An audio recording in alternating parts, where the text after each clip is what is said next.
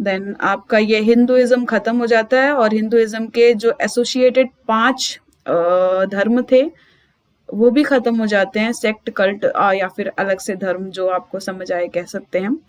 अब आता है इस्लाम। इस्लाम का मतलब होता है सबमिशन टू गॉड। ठीक है, ये ओरिजिनेट हुआ है अरेबियन पेनिनसुला में 7th सेंचुरी एडी के टाइम पर हुआ है। और हु सबमिट टू गॉड, जो गॉड को खुद को सबमिट कर देता है और प्रॉफिट मोहम्मद की जो टीचिंग हुई है उनको फॉलो करते हैं, उन्हें मुस्लिम कहा जाता है। प्रॉफिट मोहम्मद जो थे लास्ट मैसेंजर थे, जो क्या बोलते हैं गॉड ने भेजा था जिन्हें धरती पर। क्रिश्चियन और मुस्लिम इब्राहिम मतलब कॉमन एंसेस्टर रहे हैं इनके। एंजल ने गॉड को प्रॉफिट मोहम्मद को मैसेज रिवील किया था, ऐसा इनके फॉलोवर्स मानते हैं। और मक्का से मदीना जाने का जो रास्ता है वही हज है और इसे होली पिलग्रिमेज कहा जाता है। हिज टीचिंग, जो भी ये कहकर गए थे, इन्हें कंपाइल किया गया है इनकी मृत्यु के बाद। किताब है हादिथ। हादिथ है, होली बुक है ये। और कुरान वेरीफाइड मतलब कुरान जो है वो प्रॉफिट मोहम्मद ने लिखी है। उसके बाद मतलब उन्होंने 2 बार उसको अपनी मृत्यु के पहले उसे वेरीफाई किया कि हाँ ये ठीक लिखा हुआ है, और उनकी मृत्यु के बाद उसे क्या बोलते हैं पब्लिश किया गया है। कुरान और सुन्ना, बेसिस ऑफ इस्लामिक वैल्यू और शिया, ये सब देखा हुआ था उन्होंने। इंडिया में 4 मेजर स्कूल पाए जाते हैं मुस्लिम के, जिन्हें हनीफ, साफी, मालिकी और हम्बाली कहा जाता है। फिलॉसफी क्या है मुस्लिम की? ये जजमेंट डे को मानते हैं कि हेल, अगर मतलब आपने कर्म अच्छे किए हैं तो आपको हेवन मिलेगा, और अगर कर्म आपके बुरे हैं तो आपको हेल मिलेगा। एक जजमेंट डे होता है और उसमें अल्लाह डिसाइड करते हैं कि किसको क्या मिलना चाहिए। शुड ऑफर नमाज, एक दिन में 5 बार आपको नमाज देनी चाहिए, और फ्राइडे की जो नमाज होती है वो कम्युनिटी में देनी चाहिए, काफी सारे लोग एक साथ मिल करके देंगे, उसे जुम्मा नमाज कहा जाता है। रमजान, फास्ट करते हैं सनराइज से सनसेट तक, और ये जो फास्ट है वो आपका ईद का लास्ट में सेलिब्रेशन होता है, उससे खत्म हो जाता है। ये अपनी अर्निंग का कुछ हिस्सा गरीबों में दान करते हैं, और इसे जाकत कहा जाता है, जाकत कहा जाता है, या चैरिटी करते हैं ये। तो अपनी अर्निंग का कुछ हिस्सा देते हैं। सब डिवीजन क्या क्या है इनमें कि शिया हैं जो कि अली को मानते हैं, और सुन्नी हैं जो सुन्नह लॉ को फॉलो करते हैं, और इंडिया में ज्यादातर सुन्नी हैं। अहमदिया मूवमेंट, कई सारे मूवमेंट हुए हैं आपके रिलीजन को बदलने के लिए, हमेशा से होते चले आ रहे हैं, थोड़ी बहुत बदलाव हमेशा से होते चले आ रहे हैं रिलीजन में। तो जब लोगों ने चाहा तब कुछ मूवमेंट किए गए हैं। तो अहमदिया मूवमेंट जो है वो मिर्जा गुलाम अहमद ने किया है, और इन्होंने खुद को महदी कहा, मतलब गाइड। और इन्होंने पंजाब में शुरू किया था कम्युनिटी ऑफ पीपल। क्यों किया था? ताकि इस्लामिक जो लॉ है उनकी जो कहा गया है उन वैल्यूज को अपहोल्ड करने के लिए, मतलब लोग, उनका मानना था कि शायद लोग भूल रहे हैं तो उन्हें वापस से याद दिलाया जाए। दूसरा मूवमेंट हुआ है फरेजी मूवमेंट, जो कि 19th सेंचुरी में हुआ है। ये हाजी सरियतुल्ला ने करा है, और इसके अदर लीडर जो हैं नया मियान और दुदू मियान, ये क्या बोलते हैं, इनके अलावा जो इम्पोर्टेंट लीडर हुए हैं फराजी मूवमेंट के। इन्होंने कहा कि प्योर इस्लाम को वापस लाया जाए, और इस्लाम जो मुस्लिम लोगों से उनसे कहा कि ऑब्लिगेटरी ड्यूटीज, जो जरूरी ड्यूटीज हैं कि उनको 5 नमाज लेनी है और हर चीज फॉलो करनी है, तो जो इनकी ऑब्लिगेटरी ड्यूटी हैं उन्हें फॉलो करे मुस्लिम।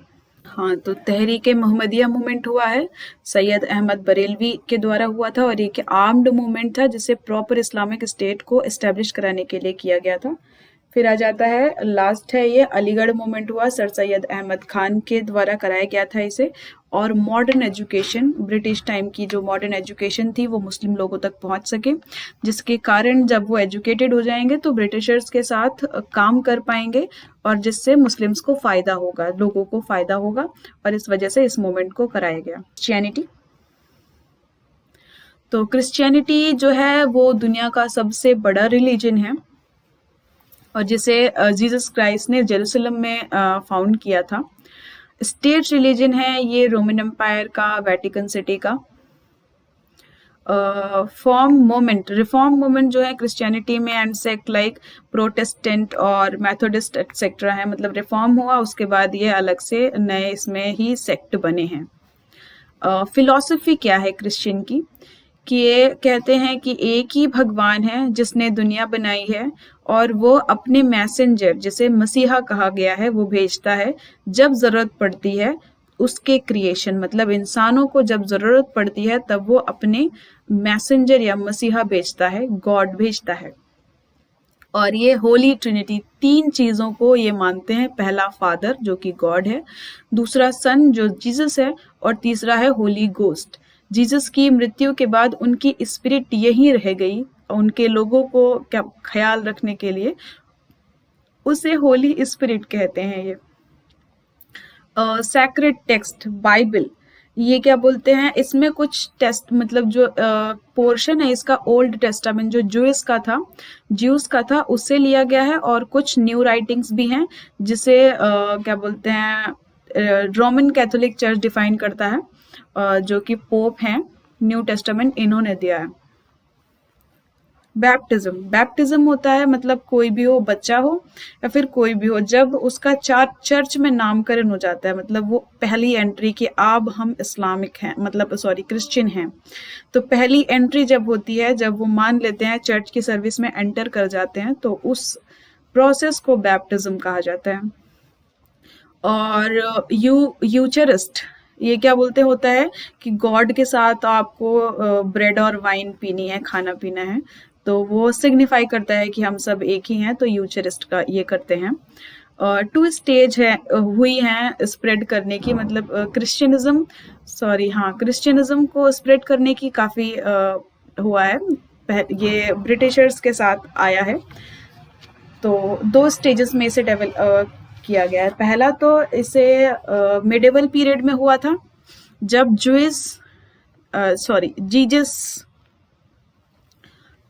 तो 2 स्टेजेस में क्रिश्चियनिज्म का स्प्रेड हुआ है। पहला मिडिवल पीरियड में, जब जीसस एपोस्टे सेंट थॉमस ये इंडिया आए थे 52 एडी के टाइम पर, और इन्होंने केरला और तमिलनाडु में रहे, और वहाँ पर काफ़ी कन्वर्जन हुए इनके टाइम पर, लोग काफ़ी क्रिश्चियनिज्म में कन्वर्ट हुए, तो वो जो पीरियड था उसे मिडिवल पीरियड, और उस टाइम पर सारे कन्वर्जन्स हुए। दूसरे हैं पुर्तगीज, इनके साथ जब ये पुर्तगीज आए थे हमारे यहाँ, तब इनके साथ क्रिश्चियन मिशनरीज आए थे, जिन्होंने अकबर और जहांगीर से अलग अलग परमिशन ली 1557 के टाइम पर, और इन्होंने Saint Xavier Francis Xavier church खोला, जो कि क्या बोलते हैं गोवा में है, और आर्क बिशॉप्रिक, मतलब यहाँ पर काफी इम्पोर्टेंट सेंटर बनाया इन्होंने इसका।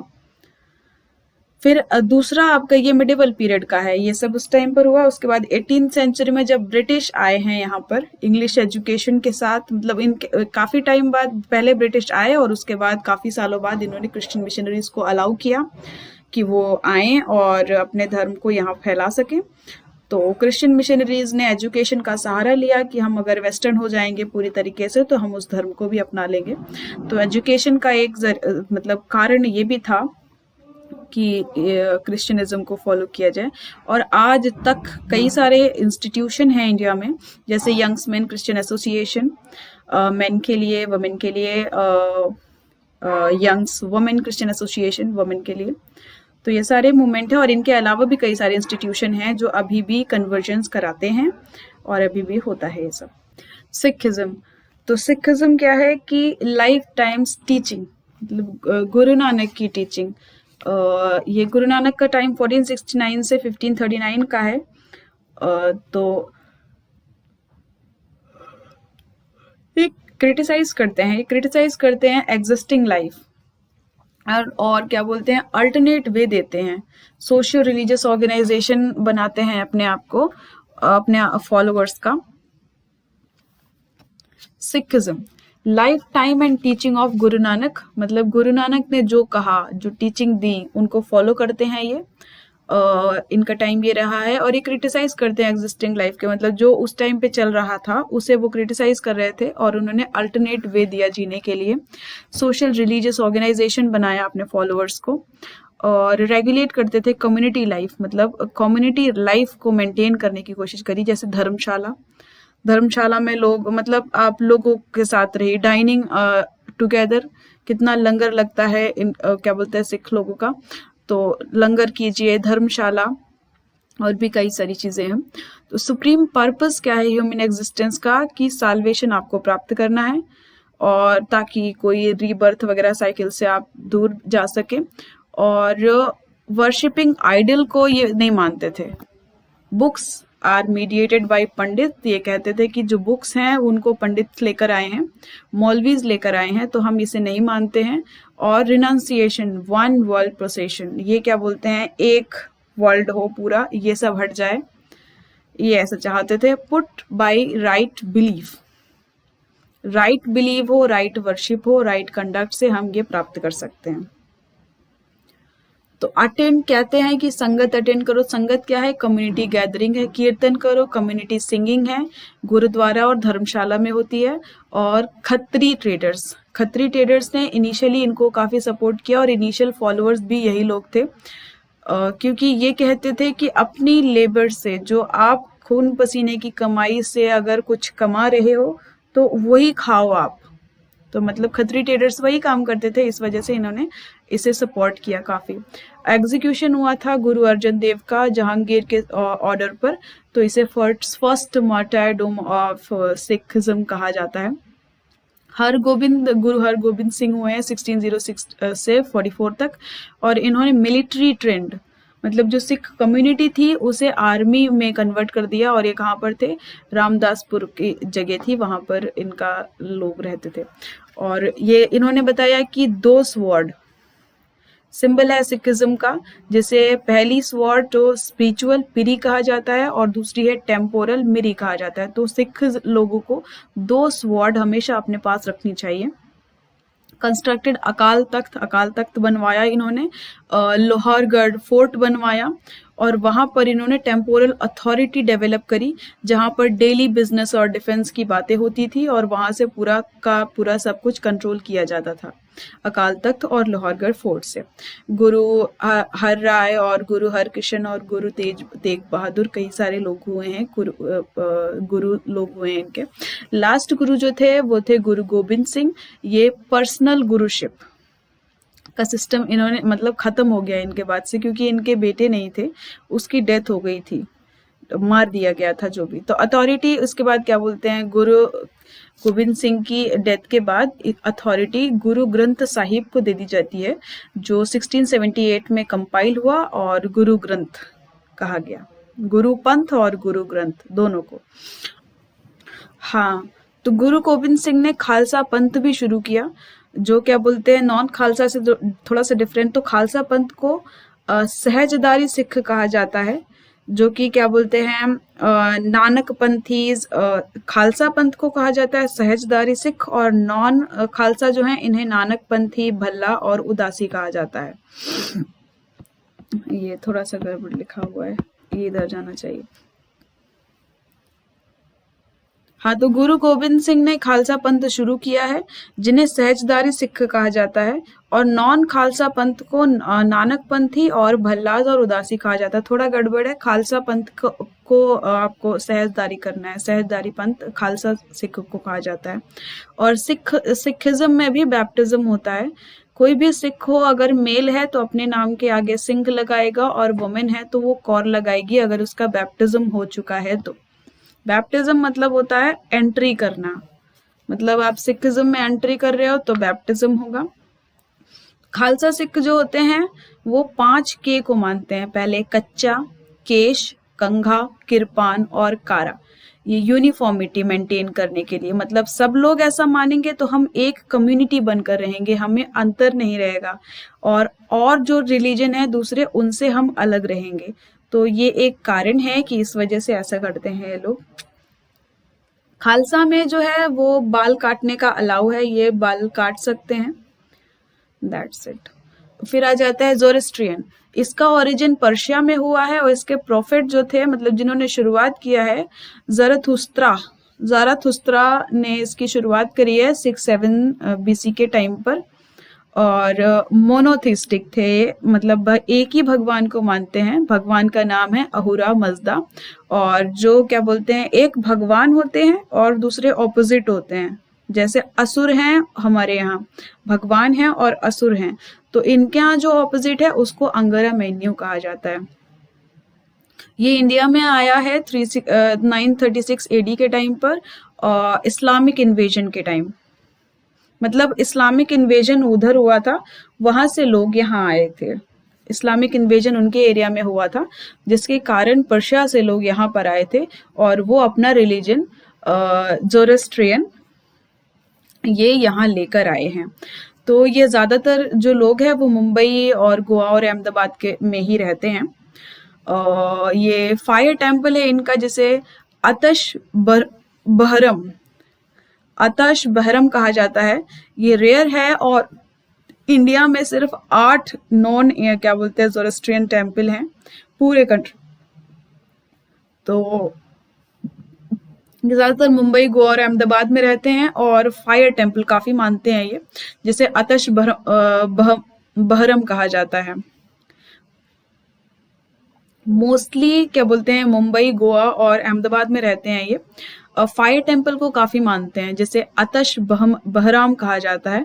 काफ़ी रेयर है, पूरे कंट्री में सिर्फ 8 नॉन फायर टेम्पल हैं इंडिया में। सेक्रेड टेक्स्ट जो है उसे ज़ेंद अवेस्ता कहा जाता है। ओल्ड अवेस्तियन लैंग्वेज, अवेस्तियन इसकी पर्टिकुलर लैंग्वेज है, तो उस भाषा में लिखा हुआ है। और 17 सैक्रेड सॉन्ग है, जैसे गाथास कहा जाता है। और अथुना वैरियो ये सैक्रेड चैंट है, जो कि क्या बोलते हैं ज़रथुस्ता ने खुद लिखी थी इसे।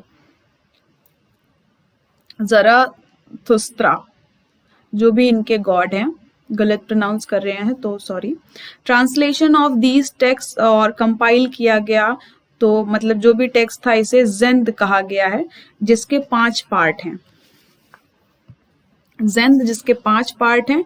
यशना, worship with ceremony and offering, तो वर्शिप करनी है आपको, सेरेमनी करनी है, ऑफरिंग करनी है। दूसरा आ जाता है विदेवता।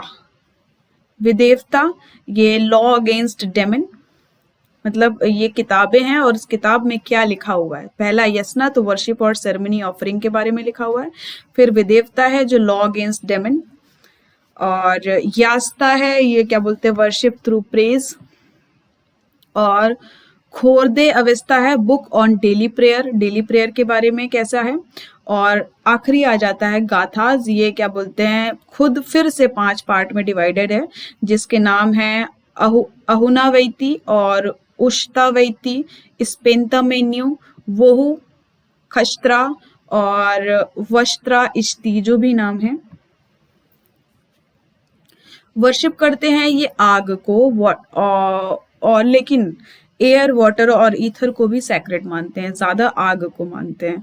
डेड मैटर जो होता है ये मानते हैं कि खराब होता है, और इसलिए ये दखमा नाशिनी, मतलब ये डेड बॉडीज को खाली छोड़ देते हैं। और जो एनिमल्स हैं आसपास के, बैक्टीरिया हैं या फिर गिद्ध वगैरह हैं, वो उसे खाएंगे और वो काफी टाइम तक पड़ा रहेगा ऐसे ही, उसे दखमा नाशिनी कहा जाता है यहाँ पर। ये काम मतलब ओपन में तो नहीं किया जा सकता है, इसलिए एक पर्टिकुलर एरिया डिफाइन है इसके लिए। टावर ऑफ साइलेंस कहा जाता है। मुंबई में एक ऐसा एरिया है जहाँ पर डेड बॉडीज इन लोगों की रखी जाती हैं, जो क्या बोलते हैं जहाँ पर दखमा नाशिनी होता है। तो नाउ लेकिन अब क्या बोलते हैं लोगों ने क्रिमेशन मतलब गाड़ना भी शुरू कर दिया है और जलाना भी शुरू कर दिया है डेड बॉडीज को। ये पहले ऐसा करते थे। There are 3 major sect among Parsis, तो पारसी में मत पारसी जोरोस्ट्रियन को ही पारसी कहा जाता है, तो पारसी और जोरोस्ट्रियन एक ही चीज है। There are 3 major sect among Parsi, Parsi में 3 सेक्ट हुए हैं। तो पहला है सहनसाई, ये अपने कैलेंडर क्या बोलते हैं लास्ट सजेशन किंग याजदेगार्ड थर्ड जो हुए वहां से अपना कैलेंडर कैलकुलेट करते हैं। दूसरे हैं कदमी, ये ओल्डेस्ट हैं और इनका कैलेंडर जो है वो मोस्ट एक्यूरेट कैलेंडर माना जाता है। तीसरे हैं फसली, ये फॉलो करते हैं ट्रेडिशनल पर्शियन कैलेंडर को। तो ये 3 मेजर सेक्ट थे, सहनसाई, कदमी और फसली। इसके बाद आ जाता है जुदाइज्म, जिन्हें ज्यूस कहा जाता है। जर्मनी से काफी इनको याद किया जाता है क्योंकि जर्मनी में वैसे तो इनका प्रोसिक्यूशन कई और जगह पर भी हुआ है, पर जर्मनी में बहुत ज्यादा बुरी कंडीशन हो गई थी इनकी। तो जुदाइज्म को फॉलो करने वाले लोगों को ज्यूस कहा जाता है। ये भी मोनोथिस्टिक हैं, एक ही भगवान को मानते हैं जो कि हैं यहवे। रिलीजियस बुक हुई है इनकी जिसे तोरा कहा जाता है, ये ओल्ड टेस्टामेंट है और यही बाइबल का भी पार्ट है, ये बाइबल का भी पार्ट है। तो जूइस की जो हिस्ट्री रही है, हिस्ट्री लिखी हुई है, तलमंद कहा जाता है उसे। रिलीजियस सर्विस, एलियाहू और हनावी या फिर thank giving to Ali the prophet, religious service करते हैं, ये भगवान को थैंक यू बोलते हैं। ये कहते हैं कि गॉड ने सेंड किया मोसेस को धरती पर और उन्हें क्या बोलते हैं 10 कमांडेंट दिए और 10 सफर तोरा कहा जाता है या फिर 10 कमांडेंट कह दीजिए। कहाँ पर? सेंट सिनाई में, माउंट सिनाई में, कि इजरायली को जिंदगी किस तरीके से बितानी चाहिए। तो वो 10 कमांडेंट हैं जो भगवान ने भेजे हैं वहां पर माउंट सिनाई में, ये उनको ज्ञान मिला। और जैकब जो हुए हैं उनके 12 बच्चे थे और इन्हें एंसेस्टर कहा जाता है। तो 12 बच्चों से 12 ट्राइब्स बनी है जिन्हें 12 ट्राइब्स से रेफर किया जाता है और बेन इजराइली कहा जाता है या फिर चिल्ड्रन ऑफ इजराइल कहा जाता है इन्हें। जैकब के जो 12 बच्चे हुए हैं चिल्ड्रन ऑफ इजराइली कहा जाता है। ये प्रेयर के टाइम पर ऑल मेल जो है वो तिशित पहनते हैं और prayer shawl, thread of prayer shawl पहनते हैं और बिलीव करते हैं डे ऑफ जजमेंट में कि अगर आपने अच्छे काम किए हैं तो आपको हेवन मिलेगा और बुरे काम किए हैं तो हेल मिलेगा। और जूइस जो हैं 3 मेन सेक्ट हैं इनके अंडर। तो पहले ऑर्थोडॉक्स, जो क्या बोलते हैं ओल्ड टीचिंग जो आपकी बुक्स में लिखा हुआ है उन्हें वैसा का वैसा ही मानेंगे, उसमें चेंज नहीं करना चाहेंगे। दूसरे हैं कंजर्वेटिव, ये मतलब बचाकर भी रखना चाहेंगे और चेंज भी करेंगे, जो कहेंगे जो मतलब बहुत ज्यादा अब इस टाइम के अकॉर्डिंग नहीं है तो उसे चेंज किया जाना चाहिए लेकिन आपको मेंटेन भी करना है। और तीसरे हैं आपके रिफॉर्मिस्ट, ये रिफॉर्म करते हैं कि ये सही नहीं है, इसे बदला जाए। 5 मेजर जूइश कम्युनिटी है इंडिया में जो एग्जिस्ट करती हैं। पहली मलयालम स्पीकिंग है जो कोचिन में है और मराठी स्पीकिंग जिन्हें बेन इजराइली कहा जाता है। और फिर तो 5 मेजर जूइश कम्युनिटी हुई हैं इंडिया में। पहली मलयालम स्पीकिंग है कोचिन में, दूसरी मराठी स्पीकिंग बेन इजराइली कहा जाता है। बगदादी ज्यूस ये क्या बोलते हैं वेस्ट एशिया से ट्रेडर्स की तरह आए थे, मुंबई, पुणे और कोलकाता में रहते हैं अब। और बेनी मिनाशे और मणिपुरी जूइस कहा जाता है इन्हें। मेनेशा ट्राइब के पार्ट हैं ये और कहा जाता है कि इजराइल की जो 10 ट्राइब्स खो गई हैं ये उनमें से एक हैं और ये इंडिया और म्यांमार के बॉर्डर में पे रहते हैं, मीजो, कुकी और चीन ट्राइब के नाम से ये ट्राइब्स हैं। ये खत्म होता है चैप्टर यहाँ पर। तो क्वेश्चन है ये which history consider the following statement 2016। तो जो भी क्वेश्चन है आप इनके आंसर दीजिए कमेंट सेक्शन में, क्या क्या इसके आंसर है। ये सेकंड क्वेश्चन आ जाता है with refer to the history of the ancient India which are the following were common to both. क्या क्या चीजें बुद्धिज्म और जैनिज्म में कॉमन है। पहला, दूसरा, तीसरा था avoidance of extremist of penance and enjoyment, indifference of authority of Veda और denial of efficacy of ritual. आप आंसर दीजिए क्योंकि ये सब हम अभी डिस्कस कर चुके हैं। मेंस के लिए आपके लिए क्वेश्चन है, ये एक आया हुआ क्वेश्चन है तो इस पर आप अगर अपने विचार रख सकते हैं तो रखिए एंड थैंक यू।